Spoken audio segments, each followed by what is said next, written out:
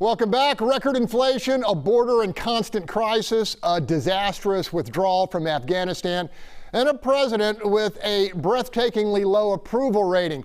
It all triggered predictions of an historic Democratic setback in the midterm election.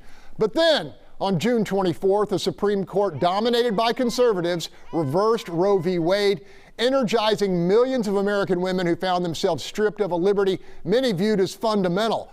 Fast forward to August and President Biden's unilateral decision to forgive $500 billion of student debt, encumbering 43 million Americans. Panel simply put, have those two developments altered Democratic prospects on November 8th? Going straight to Mark Jones on this. All right, Greg, I think, if we were talking about this at the start of the summer, we'd say that the Republicans were a virtual lock to have a House majority. They're still a very strong favorite to have a U.S. House majority, in part due to the problems the Biden administration is still having, and in part due to some of the things that Mustafa has been mentioning. That's structural. That is, the way the districts were drawn in many states and redrawn after Democratic courts effectively hamstrung their Democratic legislatures and the ability to engage in partisan gerrymandering.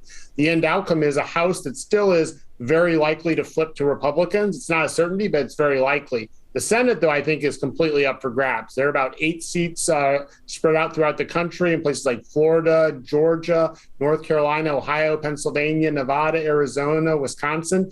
It's there that the majority in the Senate will be determined, and it's probably likely to be a 51-49 or 50-50 division again. All right, Keir, you heard all that. You agree with Mark?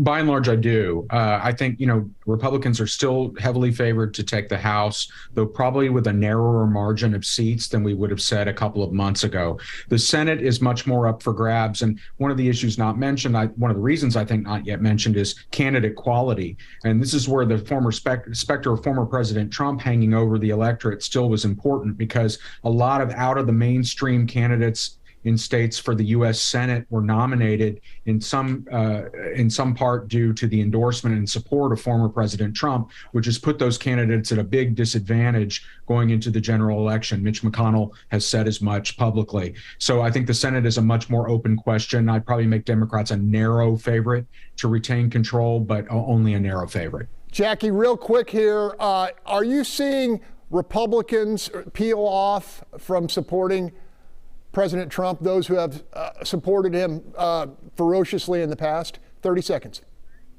As I've mentioned before, you have a sector of the Republican Party that are Trumpsters, and they are going to support President Trump regardless of whatever the media tries to say.